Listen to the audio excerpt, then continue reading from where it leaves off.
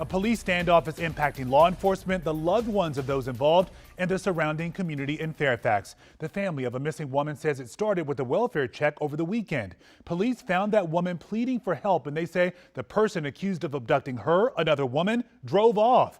Well, after a brief chase, the suspect barricaded herself in her car.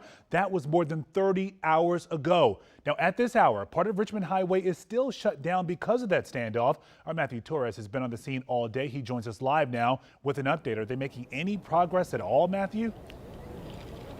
Hey, Rolando, Fairfax County Police just tweeting 30 minutes ago that the situation here remains unchanged. But just before we went on air, we did see a police officer bring a K9 here to the scene. But that is the latest update.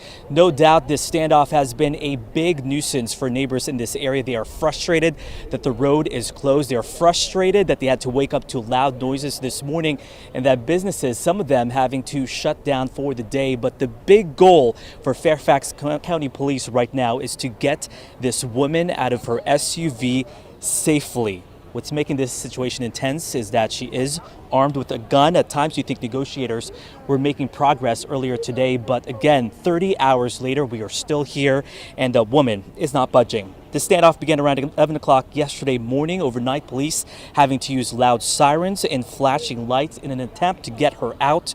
When we got here this morning, crisis negotiators were using loudspeakers, telling a woman they're calling Brittany to get out so she can tell her side of the story. You hear them saying they care for her and wanting what's best for her, and even provided a phone near her vehicle to try to get her to talk to an attorney. At one point, she dropped the gun, but that was hours ago. She is suspected of potentially being linked to an abduction case. Fairfax County Police are not releasing much details about that, but they simply want her to be able to share her story no matter how long or frustrating this standoff may get.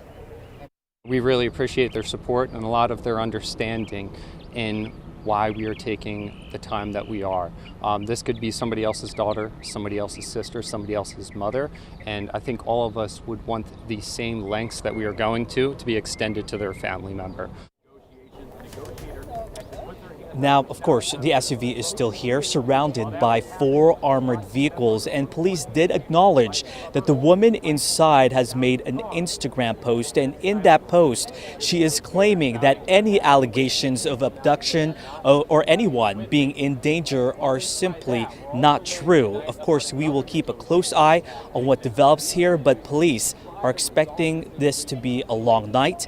We will have an update as soon as that becomes available. But for now, reporting live in Alexandria, I'm Matthew Torres, WUSA 9. Yeah, this is quite the negotiation between police and that woman they're calling Brittany there. Hopefully this does end peacefully. Matthew, thank you.